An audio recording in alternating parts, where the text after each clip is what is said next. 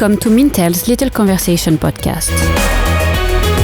Hello and welcome to Mintel's Little Conversation, where our experts bring you fresh ideas and new perspectives on how consumers eat, drink, shop, groom and think.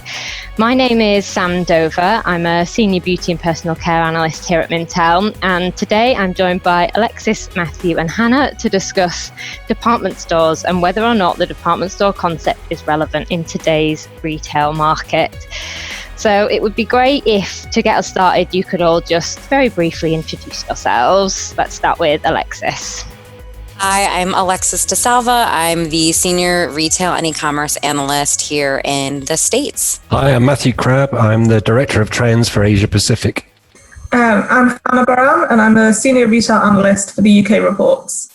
Amazing. So now, please correct me if I'm wrong here, everyone, but I think it's fair to say that being a department store business in today's retail environment is pretty challenging. While some have prospered in recent years, many have struggled. And the situation has worsened in 2020 with COVID-19, which has added even more pressure to these retailers. Do you all agree? And what does the department store look like in each of your regions? I can start. I think that's the understatement at best, I think, here, at least in the States. Historically, we've seen in the last few years that department stores are struggling simply because there is such a big competitive landscape in terms of what are the items that are really driving sales at department stores. So mostly apparel, accessories, homeware, things like that. In the States especially, we see a lot of competition from those big box mass merchandisers like a Target and now an Amazon. And I think the strong players like a Nordstrom have really been at the forefront of kind of evolving with the consumer, but now all of those plans are kind of on pause. And for all retailers, really trying to keep up with a Target or an Amazon has kind of had a wrench thrown in their plans now with COVID because most of those retailers can't operate any stores. So this is kind of a very uncharted territory that is making the situation even worse in the States. Definitely. And similar in the UK, Hannah? Yeah, I think it's actually quite interesting that across the different regions that we see that department stores are struggling. So it's not just a UK thing. A lot of the department stores were having big trouble before COVID-19, and this has just kind of exacerbated a lot of the issues. So as Alexis said, there's been a lot of competition from online retailers such as Amazon, which could be seen as an online department store. And then there's also a lot of polarization in the UK market. So people going really premium or going for, more fast fashion or cheaper options. So because of that, a lot of the department stores sit somewhere in the middle and they've really struggled. So in the UK anyway, we've seen the luxury department stores have really been pulling the sector along, and they've been doing really quite well, despite the fact that some of the others have struggled. Interesting. Matthew, I feel like the department store sector is a bit different in Asia. The department store sector is different across Asia. Obviously, I'm rather than just talking about one country, I'm talking about half of humanity here. So there's quite a lot to cover. But what I will say is that previous to COVID, I think yes, department stores were struggling, particularly in the more sort of masstige, and I think the luxury end was still doing okay. Really, it was in terms of survival, it was about providing a really good experience for shoppers. Now, I think things have really changed. It's really difficult to tell at the moment where things are going to go. My gut feel is that with a slowdown in many economies, people will be budgeting.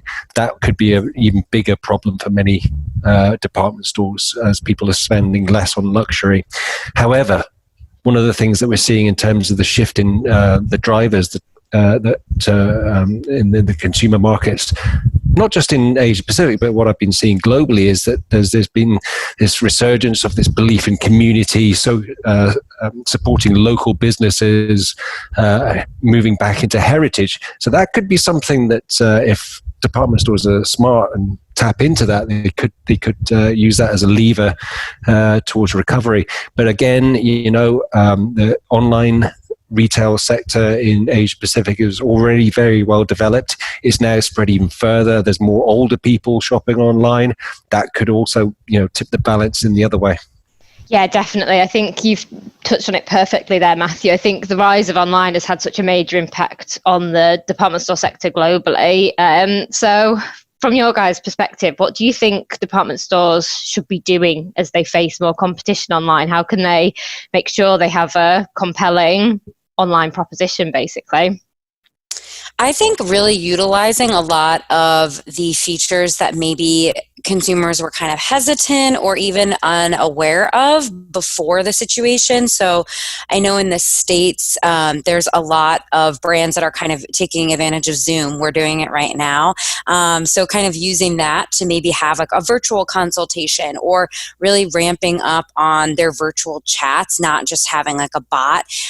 Here in the States, it's not a department store, but I think it's still a good example. There's an online retailer, Zappos, so they never have that face-to-face option, and they have expanded their customer service to what they're calling, it's literally customer service for anything. I'm doing air quotes, you can't see me, but you can tweet them. I saw something the other day that said like Mother's Day is coming up here in the States, and they were asking about recipes. Like, I have a mom that's gluten-free, what can I bake? So you can literally ask them things like that. You could tweet them, email them, call them, text them. You can ask them about how do Birkenstocks fit, or what should I get my mom for Mother's Day, or you can ask them about who's delivering food in my area because restaurants are closed, and they will help with anything. Now, that is not something that's going to be feasible for everyone or every kind of retailer, but I think kind of taking advantage of these platforms, whereas maybe people before weren't really that inclined to tweet, that maybe was a very specific consumer, but not all consumers, or maybe weren't inclined to do a virtual chat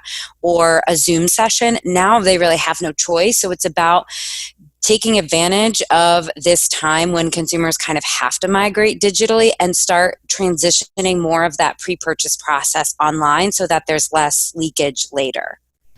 And I suppose the argument for that is that, some of these habits that people do pick up during, whilst these stores are closed, whilst non-essential stores are closed and in the lockdown period, I suppose there's an argument that many consumers will maintain those habits after the lockdown. Yeah, and I think part of that is that even when stores open, that doesn't mean that everyone's going to be comfortable going back to stores right away for who knows how long. And it will be, especially in the United States, I imagine it's like this in Asia, just because of how big it is.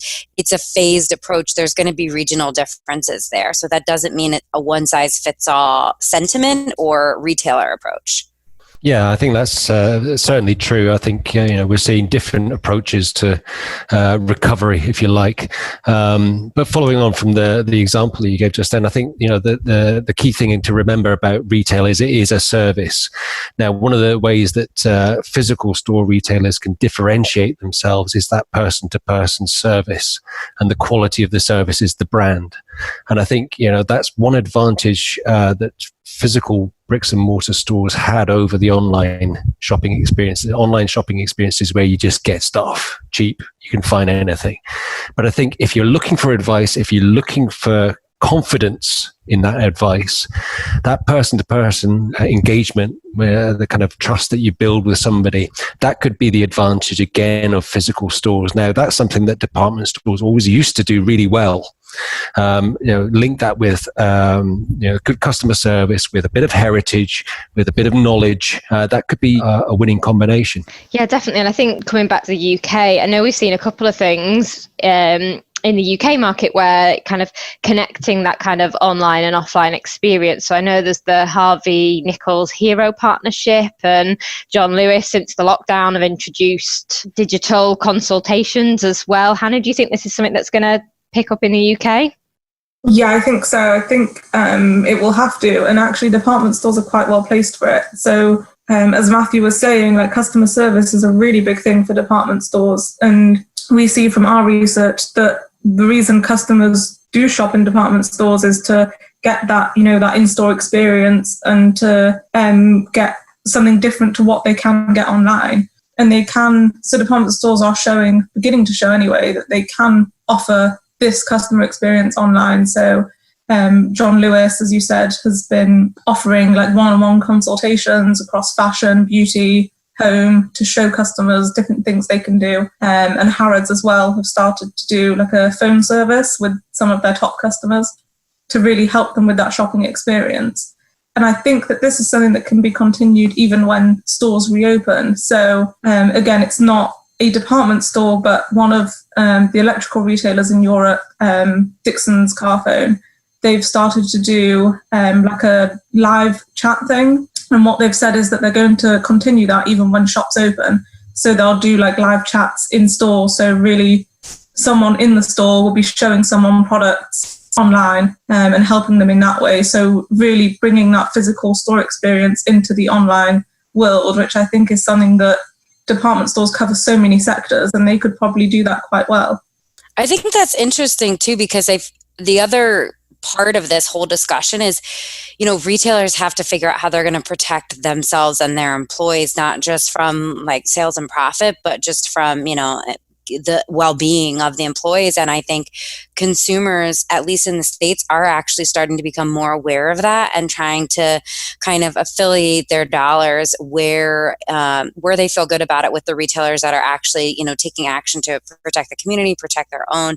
And I think that doing something like that you just mentioned, Hannah, I think is really interesting because it's less risk for the actual retailer and their employees in the store as well. So it's kind of figuring out how to navigate the short term before we are fully back to normal or a new normal. Yeah, definitely. And I think as you've all kind of said, really, it's more about connecting the dots between online and offline going forward. So once stores do reopen, I can't help but think there's going to have to be more of a digital presence in terms of being able to check stock, things like that. Because if you're going to go to a department store with an aim to buy something, you're going to want to guarantee that those items are in stock now, I would imagine. So I think we'll see much more emphasis just in connecting. You'll be able to check stock online much more easily, because I know there's a lot of retailers that do offer that kind of service, but I just don't think the quality of it's not always that reliable, especially not in the UK. So little things like that will definitely need to be improved, I guess. And then so I'm going to swing back, because I think we can't really talk about department stores without talking about how important in-store experience is. Prior to the coronavirus outbreak, a massive part of the USP of a department store is, that in-store experience. So with that in mind, and I want to talk about how we see that experience evolving. What is and what isn't working at the minute, and what do we think the department store experience is going to look like in a post-COVID world? The hard-hitting questions. Pause. I can start with just some examples. I think I always go back to Nordstrom, but I think there's a reason for that. They have been around for over 100 years, and I think that is just a testament to their ability to evolve and to really kind of recognize how the consumer behavior is changing, but also to Matthew's earlier point, recognizing that the point of going to a store is really about service.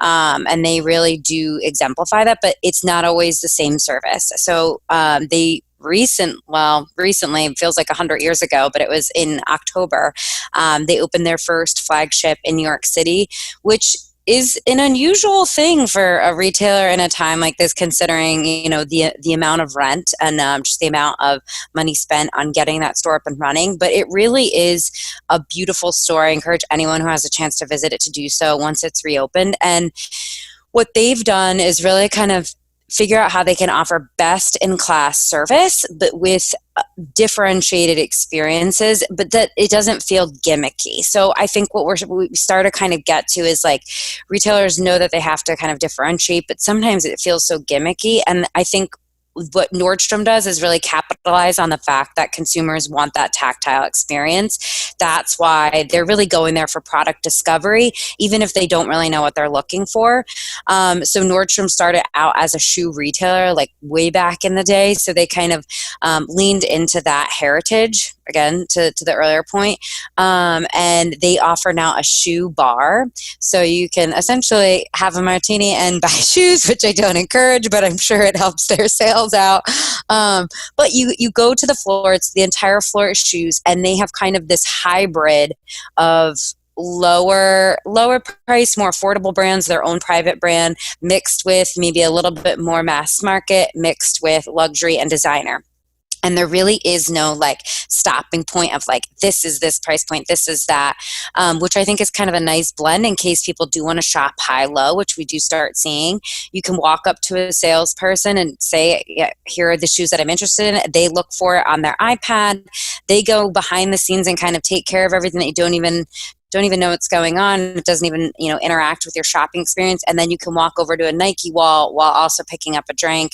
And it's kind of this very like social interactive experience. You really have a whole conversation with the salesperson. So you're getting that service, but you're able to kind of choose your own adventure on the sales floor and do it in a way that is very different than if I went to Target to look for shoes or if I went online to Amazon. So I think kind of figuring out something that's unique but true to the brand and really still is highlighting that service is really imperative, especially as we move forward and consumers are going to be scaling back their spending. They want to know that when they do spend their dollar that it's worth it. Okay, that the offering has been very much leading towards experiential, not in, what Alexis was saying sounds amazing in terms of what Nordstrom are offering.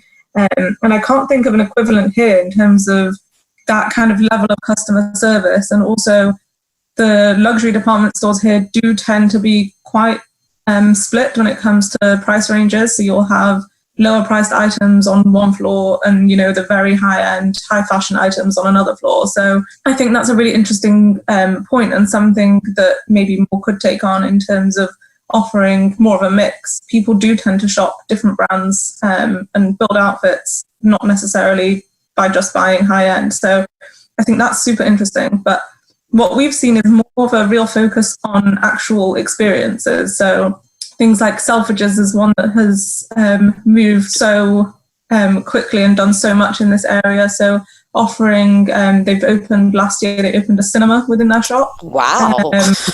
Yeah. Spend the whole day there. Yeah, exactly. I think that's the point.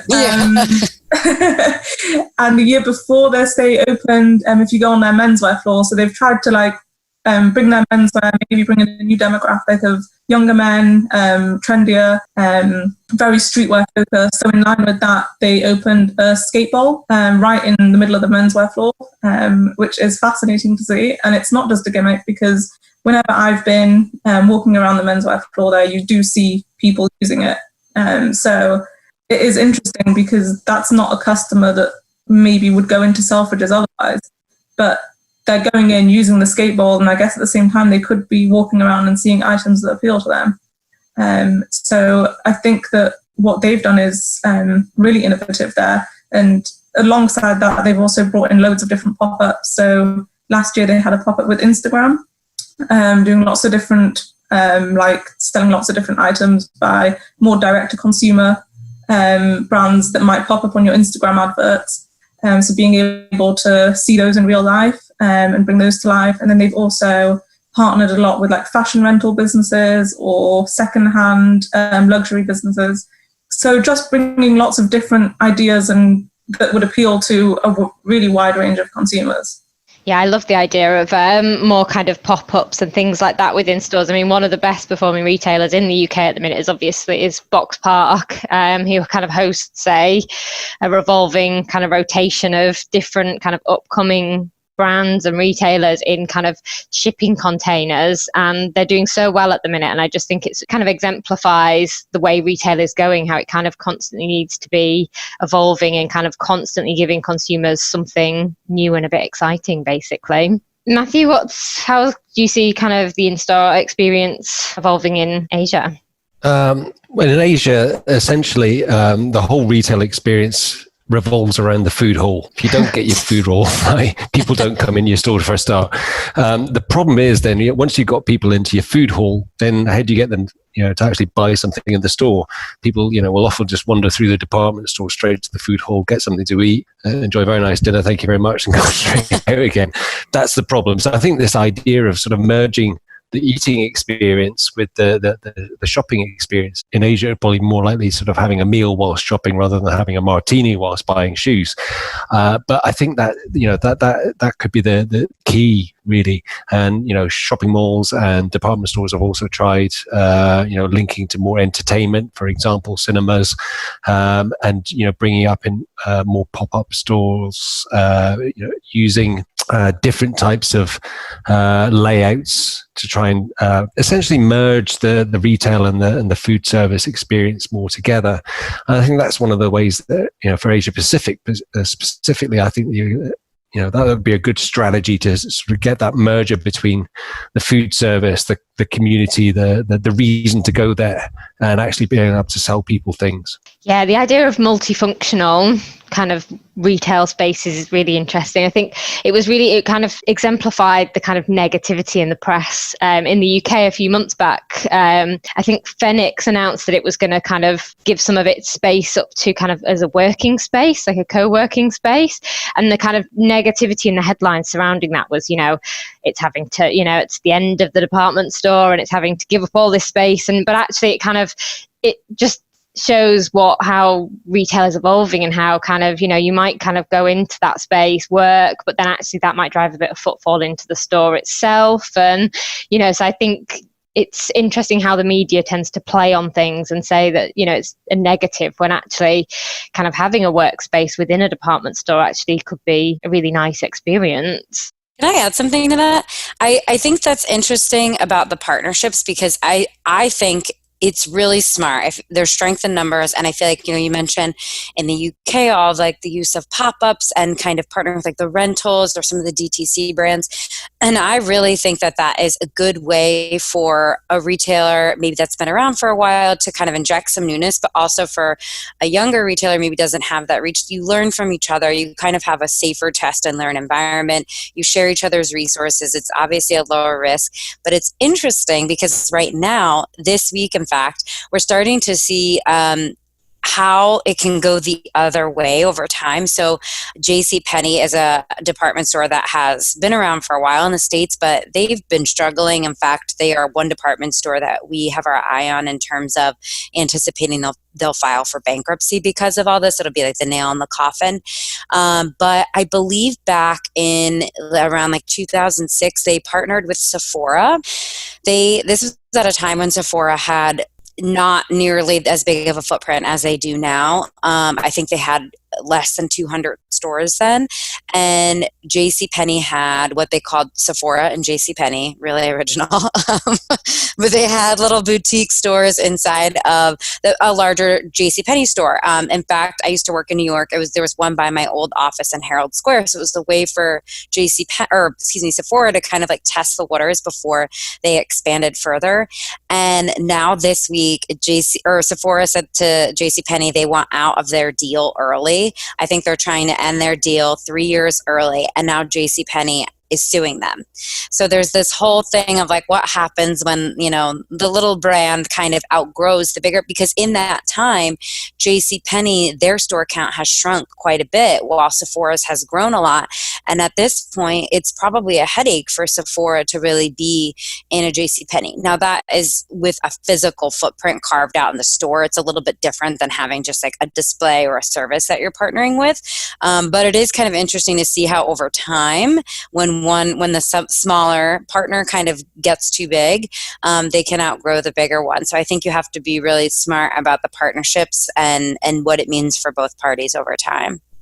Yeah, definitely. That's a really interesting example. I didn't know that was going on. I think what I'm going to kind of come back to as well is kind of in terms of assortment, in terms of differentiation. I think that's going to become more and more important. I think it comes back to the idea of online competition being so harsh these days for department stores. The differentiated kind of assortment is arguably becoming more and more important. Would you all agree? Yeah, definitely. And that is one thing that we've seen here that department stores are really trying to use to their advantage to differentiate themselves between competitors. But also because in the UK anyway, there's been really high levels of discounting. Every year we see more and more brands getting in on Black Friday, for example, and the competition has become far more fierce. So what some of the department stores have done are release exclusive products with certain brands that they won't have to discount because no competitor is offering the same thing anyway, or different exclusive pop-ups with different brands that we've seen that in some of the luxury department stores, which will release maybe products in specific colorways for that specific store, or even just releasing more own brand product that they have more say over what happens with it.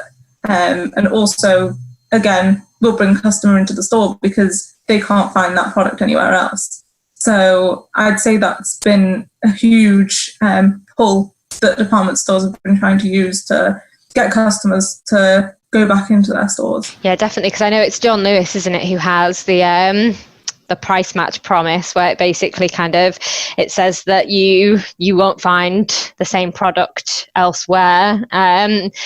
In another store-based retailer at a lower price, so they always price match whenever their competitors go on discount. And I think it's arguably becoming more and more challenging for John Lewis to hold that up. So they've invested heavily into, their own label and getting in some more exclusive brands.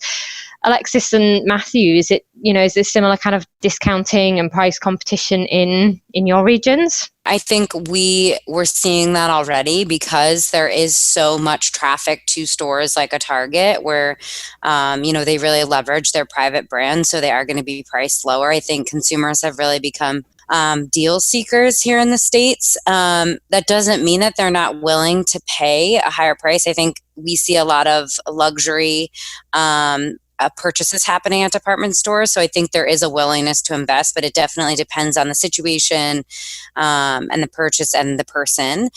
I think that the discounting is where we're headed, unfortunately, because of the pandemic, because, there's just a flurry of issues in terms of inventory and, consumers, scaling back their spending. So I think it's already an issue, but it will continue to be. So it's kind of for the retailer figuring out how they can offer value in a different way, really going back to that service, maybe leaning on things like customization options or, not even expedited delivery, but just kind of rethinking the delivery. Do you want it in a day, or do you want to be able to choose the delivery date? Things like that. Do you want to be able to have the option to reserve it online and come in the store and try it on? Little ways that can offer value without relying on a discount can add up and potentially be of greater benefit to the consumer without just relying on a discount. Yeah, I think in Asia Pacific, one of the real problems, of course, is you're sort of discounting on a downward spiral against the massive online retailers, then you're just going to lose. So really, for department stores to survive in this climate, I think they have to go back to do what they do best. So one of the things that obviously I've already touched upon is the customer service. But I think even more important for department stores is, what is your identity? How do you stand out as a brand? And I think that's always one of the things with department stores. They always had an identity, even if it wasn't luxury end.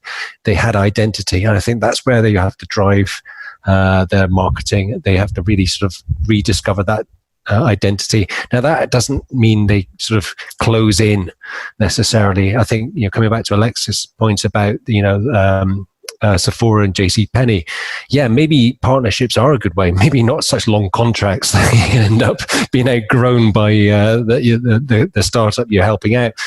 But, working with maybe rotating different brands that align with your identity and with the identity of the kind of consumers that you're trying to target and align. Great. So last question. It's another big one. So we constantly get the death of the department stores headlines kind of circulating, especially in the UK, we certainly do. But from all of your perspectives, do you think department stores have a place in the future of retail? And if so, what do they look like? How will the sector look in a world after kind of COVID-19 as well? I can start. I mean, I think that they do have a place, but it's not going to be what it once was. I think overall in retail in the States, unfortunately, I think we're going to see an effect of survival of the fittest, and we're definitely going to have a leaner competitive landscape, with department stores being no exception to that. We expect to see bankruptcy filings from some of the bigger ones, JCPenney, Lord & Taylor, and Neiman Marcus. Those are some of the ones that have kind of come up for being on the chopping block. I don't think we're going to see any of them necessarily go away entirely, at least not right away. Their store closings may be more accelerated than it would have been without a pandemic. But I do think that we're going to see, even across the board from the strong ones like Nordstrom, that they're going to have to really take a look at how much is too much in terms of assortment and in terms of real estate. How many stores do you really need? How many spin-offs, whether it's a factory store or an outlet store, because that's big here too, do you really need? And kind of really maximizing the regionality and the spaces that you have in the right regions to really serve the customers well and better, and in a way that's not spreading themselves out too thinly. So that's what I expect to see, is a leaner landscape for sure. So kind of an emphasis on fewer but better stores, maybe. Yes, maybe. I think that's an optimistic way to put it, but yes. I think it's probably similar in the UK, right, Hannah? Yeah, definitely. I would echo a lot of what Alexis has said. So, and we've already started to see it kind of before the pandemic, and again, as Alexis said, I think the pandemic will accelerate a lot of these store closures. So even before we had, M&S, which we consider a department store, has over, close to 1,000 shops if you include a lot of their food outlets as well. And they've really started to reduce the number of shops they have along high streets all across the UK. And they were doing that anyway. But I think the point there was that they want to focus more on online, and if you can get it online, you don't need to have it on every single high street. And Debenhams, which is another department store which has a lot of stores across the UK, they started to shutter a lot of their stores at the start of this year. They've just entered their second administration in the space of a year, which shows fairly troubling times as well. And they've said that quite a few of their stores won't reopen after lockdown already. So, and some of their larger stores as well. So in Westfield, London, which is a really popular shopping centre and would have been quite fairly big for them, they've said that store won't be reopening. And I expect we'll see, quite a few others as well.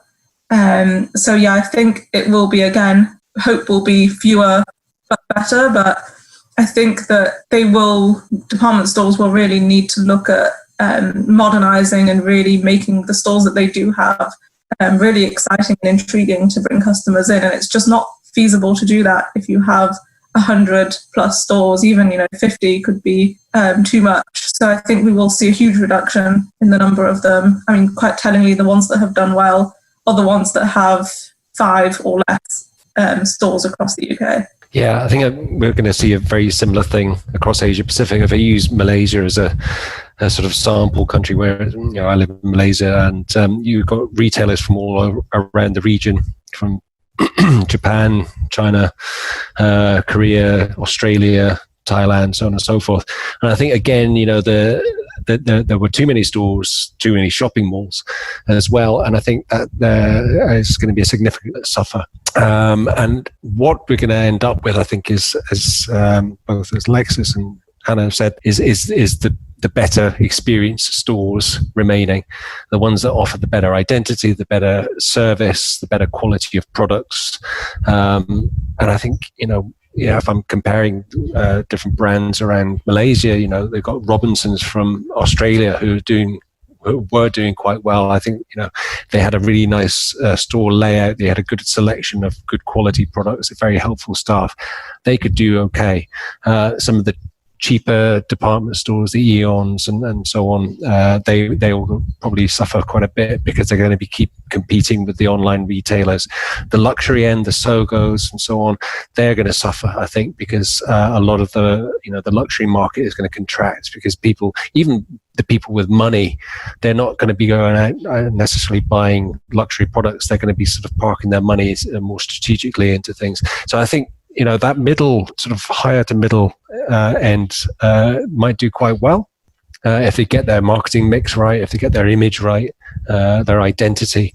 I think they could do okay. But coming back to Hannah's point, and yes, the stores have got to innovate. They've got to keep changing. They've got to really think about what it is. They're not just retailers anymore. They are part of a wider service community, and think about what other services they can be bringing in, as well as just selling things to people, whether it's helping people with advice, whether it's offering them entertainment, whether it's feeding them, whatever it might be. And really thinking innovatively about not only how you use the physical space to deliver a wider range of services as well as selling products, but also using that online, offline merger, if you like, to get that message across. Amazing, thank you. So I think sadly that is all we've got time for today. I feel like I could talk about this all day, but we don't have time. So if you would like to know more about Mintel, who we are and what we do, please head over to mintel.com. Follow us on social media. We're on LinkedIn, Instagram, Facebook, Twitter, you name it, and check out our blog for even more insights from our analysts. Thank you for listening. Please make sure you subscribe, rate and review this podcast. And if you like what you've heard today, please do spread the word, and we will catch you next week for another episode of The Little Conversation.